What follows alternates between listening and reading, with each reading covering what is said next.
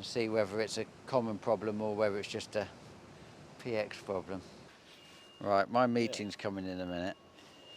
Good luck. Thank you. The field we're in at the moment is, I think, about 4.5 hectares with 2 telegraph poles, a straw stack. So Tom thought it would be funny to come and film me while I was in here. You are a sod. You are a sod, aren't you? 12th of August, we are still flat out cleaning combines. It sort of feels like it doesn't end. So they have to take it in turns. There's 2 at a time going on the wash bay and blowing down and making repairs. So we want to put the combines away, actually fixed. Not in full service mode, but actually all the damage that's happened to them, you know, bent bars and that sort of thing, all repaired and fixed. So that next year when we pull them out, we suddenly haven't got quite a big job on. It's easy to do when the sun is shining and people have got a bit of level of enthusiasm. So we're subsoiling at the moment, tram line's taking them out, sprayer has got its wide tyres put on, so now we're setting up nozzles, and now we've got to put in the camera system and the 2-way radio and sticker it up, put on the, that's a sticker man ringing me, and then put on the first aid box and also the fire extinguisher, so get it ready before it goes out to work. So Kieran's partly doing that while he's waiting to go on the wash. Got Sandy, we combined a little bit of SFI crops to get some extra seed, and we are now going around and drilling again everything we drilled in the spring. We've got an establishment, but I've just felt that we could do better. So I'm re-drilling with the Avatar direct drill straight into those areas just to try and get a better establishment and a better crop of those SFI fields. So we're busy doing that. And then we're having some challenging times with the power washers. One in particular, as it's been used continuously, it's given us a bit of stick. So Gordon's going to try and get hold of the people we hire it from to make sure that that's working. Tom's going to film Glyn up in Lincolnshire. He's within a handful of days left to finish Lincolnshire. That then means all of Lincolnshire's done, bar whipping round after the hedge cutter gets going on the 1st of September, ahead of the drills, which is good. And then there's 2 fields just to spread some muck on. So we just got to do those as well. They're only 2 small ones, with about 5 hectares each, but they just happen to be in an awkward position. And then we've got the boat has been delayed again for Tom and Michael. I've not going on the boat, as Tom is greatly entertained by this, and in fact it clashes now with something else I'm going to do. So you're supposed to be silent at the end of the camera, Tom. So anyway,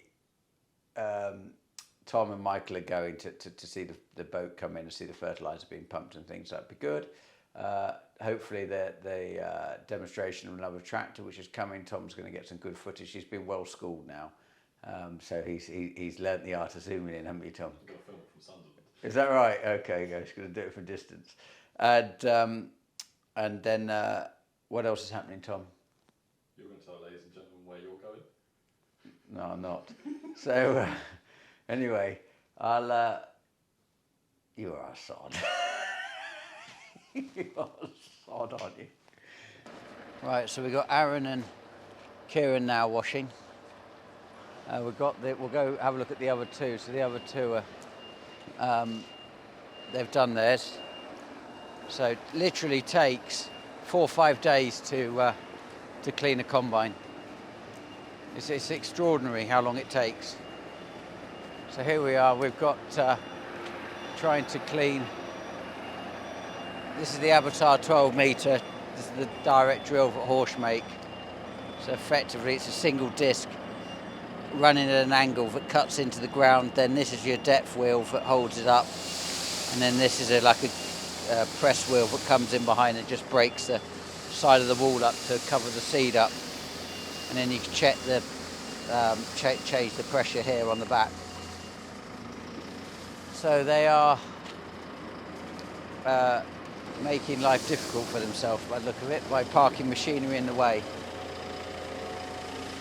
So they've gone and got a sieve out of the grain store to try and sieve some of this seed so it doesn't block the drill up. So that Avatar drill's got three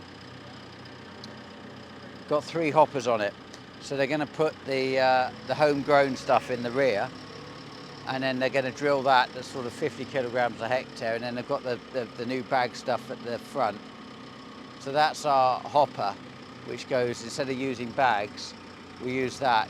So the compressors are now, they're all cleaned down. We had to empty them of red diesel. We then have to refill them with white diesel. We've got them all washed down, all bolted up. They've come out of the boxes that we have them in, and they're all ready for collection by Gap. So there's just one broken light, which is annoying, on the back, which I've managed to get. I've found one, which is in Belgium, and so I'm getting it sent over. So I'm hoping I get that put back on. It was £23, but it was £39 in total because of the carriage I had to pay to get it in. Right, so this is the hopper on the front where we've put the SF5 that we've combined in it. Because we haven't run it through the cleaner, what they're doing is they're just using a screen that's come out of the grain hospital, and they put that there. And Sandy's got in his hand, he's got a remote, and you can see the slide opening on the bottom of the bin. And so the idea is you don't have to stand underneath the hopper. Instead of having bags or anything, you could sit in the cab and do it. Press the button, opens the remote. So it's one-man operation, filling a drill, and then obviously when the sock fills up, you then would know that you've filled the hopper. So you can close the slide, lift it up, and it empties the sock, and then close the lid. So it's sort of one man filling a drill, and safely. And as you can see, Sandy's not standing under it, so it works well in that sense. So what they're doing is they're actually putting it on the screen and just taking out the large bit so it doesn't block the drill up. It's a bit of a Heath Robinson way of doing it. But we took the opportunity of combining this sort of area of SFI and getting some of the seed, because the seed cost is so expensive. Doing it this way, surprising how much seed you can get. We got 15 tonne of seed for it, so it's going to go a long way at 50 kilograms a hectare. Drilling it in the third tank on the drill. There's 3 tanks on this particular drill, so they're putting that in the bank, and the bought-in seeds going at the front. Just enables us to top up these areas and just make a really good job. These pumps, Simon uses these for 2 different uses. One is to go on the liquid fert tankers, and the other one is on the chaser bins. But they have a tough life, really, don't they? Because they get covered in liquid fert, which doesn't do them a lot of good.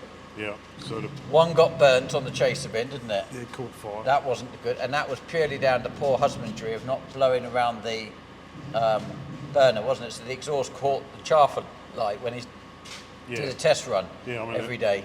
They're a brilliant idea on the back to put the fire out, but you have to keep the straw off them, else they'll catch fire themselves when you run them. So they probably haven't blown it off quite as well as I think not. And I think you've got like a broken switch cable here and stuff like that. This one won't run when it came back.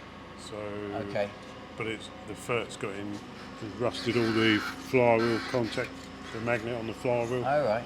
So what do you do? I take the cover off, which is sheared off a bolt because of the fert, rust the bolts in. Yeah. And then clean it up, and whilst it's been off, that fell off. So. So we're trying to get stuff put away working, aren't we, as opposed to putting it away and then getting it and then having to spend a lot of time just before we need it. Just before you need it, which is hopeless way about going about things, isn't it? Yes. So I see even the case is rotted out, look. Yeah, the fert's got to that as well. Right. But we have got quite a lot of parts, haven't we, up there? Yeah, I might have one up there. Yeah, I can see one up there. Yeah. So we have got a graveyard of pumps, haven't we? We have, Yes. Yes. So anyway, is that the other 3 done? These 3, are these fixed? Yeah, that one needs a cut-off switch because it's all corroded inside. Right. And you've changed the oil, haven't you? Yep. That was the other thing. We had to get different oil for it, didn't we?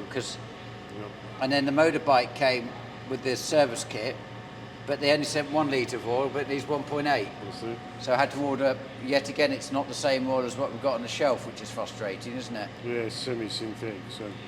But anyway, so we've got that done. You haven't touched that yet, have you? No, not yet. No, okay. And then we've finally got the parts for this. Yeah. So we're getting somewhere. Do we actually know what the filters are for yet? No. Oh, hell. Well, Gordon was going to chase them up. Right, so this is your part here. Yeah. Right, so that's going on. You've welded this on.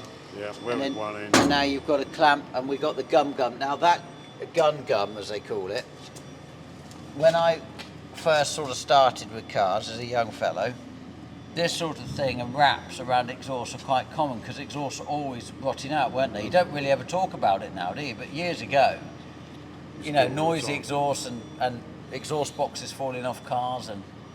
Used to get it in like a bandage.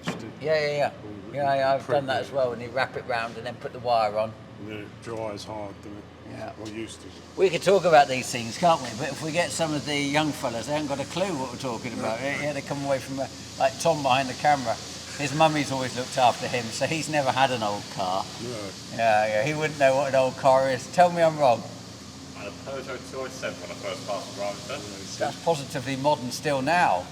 We're talking Mark 1 Escort. Yeah, we're talking British Leyland rust boxes, aren't we? Austin Maestro. Yeah. My father would talk about the Austin 7 or something like that. I forget. He is what he had when I was first born. For the Marina. And then he bought Capris. He was a Capri man. He had about like 7 different Capris. Oh, yeah. He loved a Capri. Yeah, I like Capris. Yeah, did you? They're making a new one, aren't they? Oh, yeah, it's not the same. Oh, is it not? It's Okay. going to be full of electronics. Hope he hasn't got that horrible plastic interior that it had. You can still smell it now. You know why they called the Marina? No? It was always full of water. Is that right? Stop it. I had an Austin Princess. Oh my lord. I did. So it was a 1.8 litre Austin Princess, and I could do 76 miles an hour across the field before that would lost enough power. Suspension was all.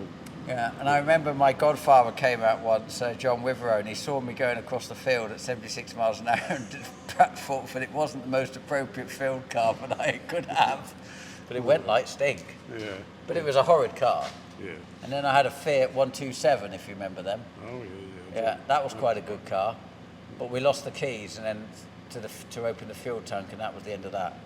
And then I had a Lada and I rolled that. Well, I didn't roll it. Another guy was driving it, Jason, and he managed to miss the bridge, 2 wheels off the bridge, 2 wheels on the bridge, and he turned it upside down in the ditch. And we pulled it out with a trap marshal and flipped it over, but it never quite ran the same.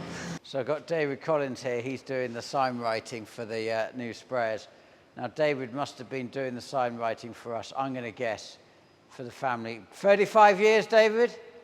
35, yes. Is that about right? Yeah, you're making me sound old, but yes. Yeah, 35 years sign writing for us. That's a long time. And anyway, so David has to do all the new machinery and take the old ones off if we don't do it, and the new lorries and that sort of thing. So he's measuring up the sprayers, even though it's in principle the same as the previous one. But when you see the new sprayer with the new paint against the old one, you realise how the pigment of the red has changed and how much brighter it is, obviously, on the new one. And the difference, you know, that's 2017. But so we'll get this one done. Now it's got the wired tyres on. It's these are 900s. So they're... we're really pleased with these. So one of the things we suffer with is on the clay is when we've got to go to get a pre-M on or something like that, a post-M, is you have to go sometimes in unfavourable conditions, and so we get some ruts. And then the ruts, when you go to harvest, you end up then damaging the headers, and we'll have a look at one of the headers. So where you run now, because we're going 48 metre from 36, the headland tram line actually won't correlate with the back of the combine or the centre. So that means the straw won't now be laid in a tram line if it's got deep ruts, and then it means also that we should reduce the amount of damage on the headers, and also getting the wider tyres from sort of 710s up to 900s should make a difference. Now, we've got the narrow tyres here. These are 520s, so these are the ones we'll use for effectively what we would call a row crop. I think they would actually technically be called an intermediate, but these are the frames that we got from Horsch. And we're really pleased with these, and we've got these on here, so they're safe. They're if you come and have a look, Tom, in the middle, you can sort of get an idea of how they sit in the centre. Then we move them around obviously on a forklift, and they're not going to fall down on people. So we're pleased actually. That is I think is a good system, and sits in a very small area. Whereas if we were trying to stacked there normally, we'd have to lay them down flat and they'd be out here, you know, so we'd lose a lot of areas, whereas we can actually stack these. When I get the shelving sorted in the Shed of Dreams, we'll be able to stack these up as well, up high. So yeah, I'm pleased with that, but really pleased with this new sprayer. Starting to get it set up now. Got the fire extinguisher and things. I know Kieran was working on that yesterday. It looks beast. Yeah, looks a beast. Oh look, there he is. He's put the fire extinguisher on the back of the cab. So they've mounted it there so it's easy to get to. Put a cable tie just around the base so we can still pull it out, but it means it doesn't jump off going down the road or something. So, happy days. Look forward to seeing that out next week, or maybe this week. Where are we? Tuesday? Yeah, maybe this week we'll see it out spraying. Just waiting for the second one to turn up. Simon's actually got it finished now, so it's now all sorted. All the damage and everything that was done underneath is all fixed.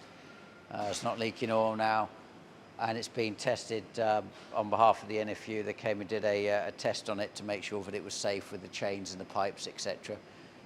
For use. So yeah, it's fully operational now. Okay, so Kieran's going through the repairs now on the header. So just getting, it's a flex header, so it looks like it's bent, but he's changing some of the blades here and some of the fingers, etc. And I'll show you what I mean about sort of the bits we want to get straightened up. So we've got on this header here, who's this, number 1, this is not as bad. It's really bad on number 4s on Kieran's, but see where it's lifted here, it's bent up. So we think what's happening is stuff pushes up behind it underneath on a tram line or something, and then pushes up a bar underneath, and then that bar sort of lifts, and then it starts to pick that up. And what's happened on Kieran's is it's come round with the fingers, and when it picks up, it's bent it. Not when it's going that way, but when he's reversed it. It's then caught it in reverse and bent it up. So we've got to take that all apart, straighten out, etc. I see this has had an impact. This has got a big bow in it there. There's quite a lot, so a bit of work to do on sorting these out. Didn't get really that problem on the previous header. It seems to be on these ones. I think underneath it needs some kind of a steel plate or some kind of a solid plate to stop stuff coming up and jamming underneath and pushing it up, but we'll talk to class about it and see whether it's a common problem or whether it's just a PX problem. So thought I'd just see what they look like. These are the 900s to go on the second sprayer. So yeah, just to put it into perspective, when they're stacked on top of each other, how wide they actually are. So the amount of soil contact obviously is, the wider the tyre, the less, it's like skiing really. The bigger the ski, the less you sink in. So same theory. So when the shed gets extended, you can see the sort of the size, you know, what difference it's going to make. You know, being able to put stuff like this away. They're obviously sitting there ready to go in the Shed of Dreams, etc. And then Chris is going to start digging out the yard this next week. He's just finishing off some of the houses, and then he's going to make a start out there, and then we'll get that stoned up, get it curbed up, get it ready. We'll concrete a proportion this year. We'll concrete the section which allows us to utilise the doorways into the spray store and into the machinery store, etc. And then that will then allow us to do the rest, get the drainage all in, get it curbed, get it ready, and then see how we feel going forward. But judging by the yields, unless the prices change a lot, that might have to sit waiting a bit. You can see how dry it is, but the edging's starting to go again, and then that section over there was all turf. And then this has obviously grown really well because I had the water on it, and I stopped that quite a while ago now, maybe a couple of weeks. And then this area never really got the rain at all. But anyway, got to be careful what you wish for. But at some point, if we get the cultivations finished in the next week, then it wouldn't do any harm for the heavens to open and wet it all up and get everything growing. We're also going to roll some of the land especially like where the SFI's gone, and also where we've got to drill a bit of grass. And we've also got to, we're going to roll all the land going into barley to try and get that to chit and grow to enable us to drill early. What we've got here, James, is a problem that needs a PX solution. Yeah. The subframe has broken on the Range Rover and broke the CV joint on the front left of the wheel. So In this position? in that position. It drove in, not a problem. And Went to reverse. when AJ put it in God, reverse, that could have been on the road. could have been anywhere. Yeah. And when AJ put it in reverse, we were stood on the drill, there was an almighty bang. Oh, it was a big bang. There was all bang, and we all went, whoa! Because honestly, we thought she hit back into something. All right. We walked round, couldn't find anything. Then I looked at the wheels. I mean, is it common? Sandy's Googling it. Is a subframe breaking on a Range Rover common? Don't know. Right, so... Oh, hell. How long before you finish your combine, Aaron? Because that's next. Oh, hell. Think about hedge cutting, Aaron, right? You've got two options. You're either going hedge cutting or fixing this. You've got two options, Aaron. Right, my meeting's coming in a minute. Good luck. Thank you. Hello everyone, currently in Lincolnshire still, been up here most of the summer. We have had some rain at early part of the season, which just about enough to keep us going nicely. However, now we've got onto the wheat ground, which is the last block to cultivate up here.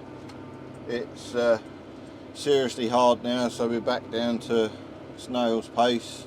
Even second time over, it's that dry deep down in the ground that we're not able to go as fast as we'd like.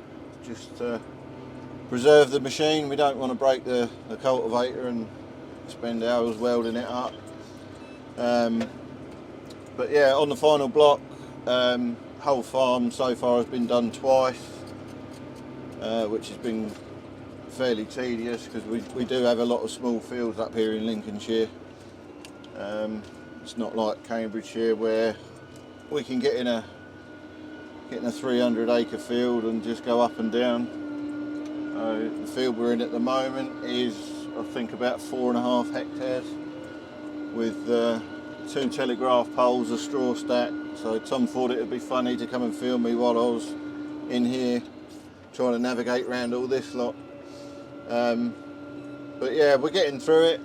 You know, we've got to remember we're still early. It's the 12th of August today. I'm hoping by... Gordon wants me finished by Thursday. I don't know if I'm going to be done by Thursday because we've got Kiwi Aaron up here on the subsoiler pulling out tram lines. Possibly Friday night I might be done. Just depends how it goes.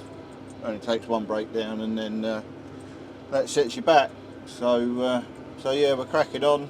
The stuff up here has all been muck spread, which was still being spread at 12:30 on Saturday night, right outside the house where we're staying up here, and it absolutely reeks, but that's part of it. It's not so bad now it's dried out. I'm just going around a pole, so I'll try not to hit it. That would look good on camera. So yeah, we need rain, basically. Now the combine is finished, James needs to pray for rain. So rumour has it we've got a new toy coming on demo on Thursday, Friday I think. I believe they're leaving some cultivations down Cambridge so that we can try it out on this Terrano, what I'm pulling now. So that'll be a little bit of fun, something different to sit on. Got an open mind, but it won't be as nice as this. No, I'm only joking. I don't know what it's going to be like. We shall probably have an update. No doubt Tom will be there filming it. We'll have an update on. Will that be in Sundays, Tom? Might go next Wednesday actually. Might be next Wednesday. So yeah, we'll put it through its paces and see what it can do. Up here would have been a nice test for it actually, because it is really tough going. You know, we're on an average. I'm sitting here using sort of 50-60 litres of fuel an hour on this. You get into the hard spots, you're up to sort of you're above 100 litres an hour when you hit the real hard spot. So That'd have been a good test for it. I'm not sure what fields we've got down at Cambridge to do, but I'm sure there'll be something hard down there, so that it could be a fair test. So yeah, watch this space. We'll see what we think. Apparently, I'm going to be driving it, which Thomas just told me. So I can compare it with this fairly well. Sat on this long enough now. It's apart from the teething troubles we had finding out what was breaking turbos and the AdBlue filter, which is right in the bottom of the tank, so you have to take the track off, the whole track side of the tractor off, the track, everything, to get to it. Took Chandler's a day and a half, so apart from putting that in a silly place, I'm still loving the Fendt. Oh dear, there's nothing like a passenger that, oh no, what do you call them? What do you mean? Oh, I don't know. Backseat driver? There's nothing like a backseat driver. Your erratic braking's going to knock my camera over and I won't be very happy. Ladies and gentlemen, I've had nothing to do with this video whatsoever. I've no idea what James has been twitching on about for the last I don't know how long. I shall have the pleasure of that tomorrow night when I watch the video.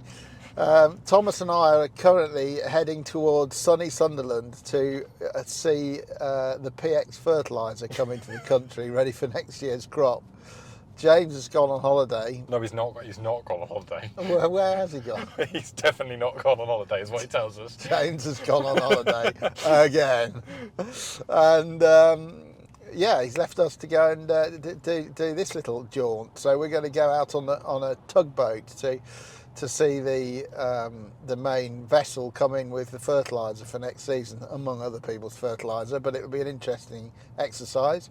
Thomas is coming along to film the experience, so You're actually more useful because you're going to come on the boat, whereas James was going to literally stand on the dock and I was going to go out without him. Oh, he's a bit lily-livered when it comes to boats. And heights. And heights. And now gluten. Yeah. Was he a celiac? Well, in his old age and after his diet, he every time he has gluten, he's feeling quite unwell. Oh, that's great for a milling wheat grower. Fantastic. The irony is not lost on us. Anyway, until Sunday, when hopefully we'll be able to show you some footage of this vessel coming in, and hopefully it'll be interesting. Thank you very much for watching. Please hit subscribe if you haven't done already, and we'll see you Sunday.